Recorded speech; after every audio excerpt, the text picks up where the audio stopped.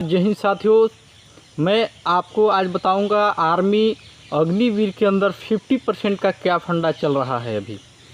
अभी जो ministry of defence के अंदर क्या है, उनकी प्रपोजल के अंतर्गत क्या हो रही है और इसमें आगामी क्या 50% जो भी अग्निवीर हैं उनको मिलेगा या नहीं मिलेगा। 50% के अलावा उनको आपकी एज की समस्या जो सभी नौजवान साथी को हो रहा है, सभी नौजवान साथी को आज मैं बताने वाला हूँ क्या टेक्निकल के अंदर 23 वर्ष मिलेगी या नहीं मिलेगी, एज क्लर्क के अंदर मिलेगी या नहीं मिलेगी, ट्रेडमैन के अंदर मिलेगी या नहीं मिलेगी। तो जो बच्चे हमारे चैनल पे नए हैं ज़रूर सब्सक्राइब करें चैनल को और शेयर करें, उन बच्चों तक ज़रूर पहुँचाएँ जो बच्चे जानकारियाँ से वंचित हैं। बहुत सारे यूट्यूब में ऐसे यूट्यूबियाँ हैं जो कि वीडियो बनाते हैं, उनको फर्जी वीडियो बना करके पर डे उनका डालना काम है, लेकिन उनको सही और सटीक जानकारियाँ समय समय पर नहीं मिलने की वजह से बच्चे डिमोटिवेट होकर के रुक जाते हैं। तो मैं आपको बताऊंगा कि आज अग्निवीर में 50% का क्या फंडा चल रहा है। देखिए, भारतीय सेना, भारतीय नौसेना और भारतीय वायुसेना की तरफ से जो तीनों सेनाओं की अध्यक्ष हैं उनके तरफ से एक प्रपोजल 50% को लेकर के आपकी मिनिस्ट्री ऑफ डिफेंस को आखिरकार सौंपी गई है। इसमें आपका 50% की फंडा यह चल रही है कि मिनिस्ट्री ऑफ डिफेंस को प्रपोजल में भारतीय नौसेना, भारतीय वायुसेना और भारतीय सेना की तरफ से यह बोला गया है कि आखिरकार हमारे अंदर 4 साल के अंदर ट्रेंड जवान अगर मैं 4 साल के अंदर बाहर कर दूंगा, वो ट्रेंड रहेंगे और हमारे अंदर अधिकतर टेक्निकली वर्क होता है। यदि टेक्निकली वर्क 4 साल के अंदर वो ट्रेंड हो जाते हैं और उनको बाहर कर देते हैं तो आखिरकार भारतीय सेना को या भारतीय नौसेना और भारतीय वायुसेना को बहुत ही आर्थिक रूप से भी नुकसान होगी और ऐसे भी नुकसान होगी।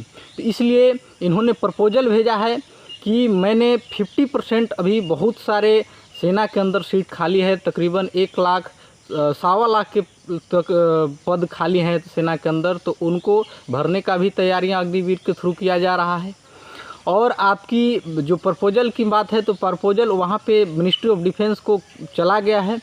अब वहां से प्रपोजल पास होने की जो संभावना है मैं आपको बताता हूं कि और एज का जो क्राइटेरिया है, उन्होंने भारतीय सेना का अध्यक्ष और भारतीय नौसेना, भारतीय वायुसेना तीनों अध्यक्ष, उन्होंने ये भी एज का भी फंडा को बताया है कि जो बच्चे टेक्निकली डिग्री लेते हैं, जैसे ITI करते हैं, डिप्लोमा करते हैं, वो यदि सेना के अंदर आते हैं तो उनकी पढ़ते पढ़ते उम्र थोड़ी बढ़ जाती है और वो 21 साल यदि मैं रखता हूँ एज तो वो आने से वंचित हो जाते हैं। इसलिए उनकी एज में इजाफा करने को लेकर के भी उनमें मिनिस्ट्री ऑफ डिफेंस को जो लेटर सौंपा है उसमें यह भी चर्चा किया गया है।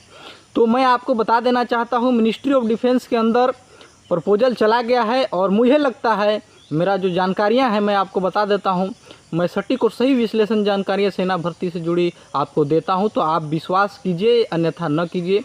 मैं आपको बताना चाहता हूं, आप जो भी नौजवान तैयारियां कर रहे हैं वह अपने जोश जुनून के साथ तैयारियां करें, न कि मुझे देखना है कि 25% के अंदर मैं रहूँगा या 50% के अंदर रहूँगा।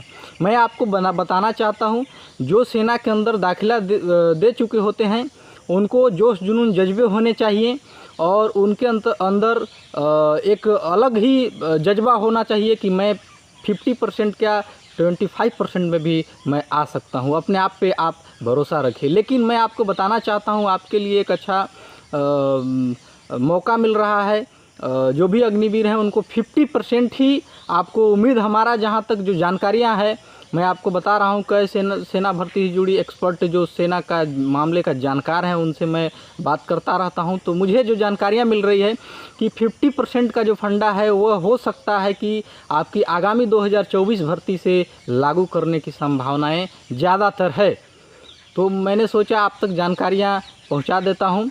और एक और बच्चे ध्यान देंगे, जो बच्चे वेटिंग लिस्ट का इंतजार कर रहे हैं, वेटिंग लिस्ट का फंडा ये है कि वेटिंग लिस्ट में वही बच्चे आ सकते हैं। कुछ दलाल के थ्रू बच्चे गुमराह बन रहे हैं, दलाल के थ्रू आपको गुमराह बनने की ज़रूरत नहीं है। ये ऑटोमेटिक बेस्ड सॉफ्टवेयर है जो कि आपको ऑटोमेटिक आपकी नंबर से, यदि आप किस पॉइंट से छटे होंगे, 1-2 नंबर से छटे होंगे, तो आपकी यारों में पारा रेजिमेंट के जो बच्चे सिलेक्शन पारा रेजिमेंट के अंदर होंगे और जो डॉक्यूमेंट वेरिफिकेशन में छटेंगे उनकी क्राइटेरिया यदि नहीं पूरी होती है तो उनके अंतर्गत जो सीट खाली होंगे उसमें आपको ऑटोमेटिक बेस्ड जो आपका सेना के अंदर जो ऑटोमेटिक बेस्ड सॉफ्टवेयर लगा है उनसे आपकी चयन हो जाएगी और आपको ईमेल के द्वारा सूचित किया जाएगा। तो आप किसी भी दलाल के माध्यम से न फंसे।